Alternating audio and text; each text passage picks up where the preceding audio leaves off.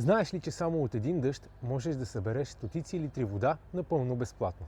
Вместо тази вода да се изгуби, можеш да я използваш за поливане и други дейности в двора. В това видео ще ти покажа как работи една система за събиране на дъждовна вода. Все повече хора поливат с питейна вода, което означава по-високи сметки. Дъждовната вода е ресурс, който пада от небето и може да ти спести много разходи, особено през сухите сезони. Системата е много проста и включва три основни части. Първо, покривът, който събира водата. Второ, улуците и водостокът, които я отвеждат надолу.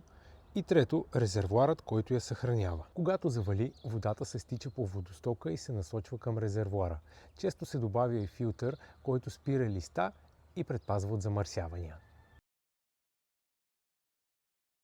След като събереш водата, можеш да я използваш за поливане на градина, миене на двори и инструменти или други външни битови нужди. Важно е да знаеш, че дъждовната вода не е за пиене, но е идеална за градината.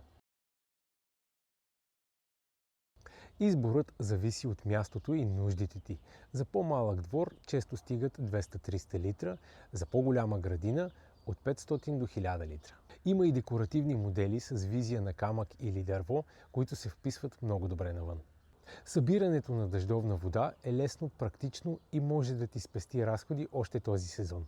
Ако се чудиш кой резервоар за дъждовна вода е подходящ за твоя дом или двор, може да се свържеш с нас за безплатна консултация. balkanenergy.bg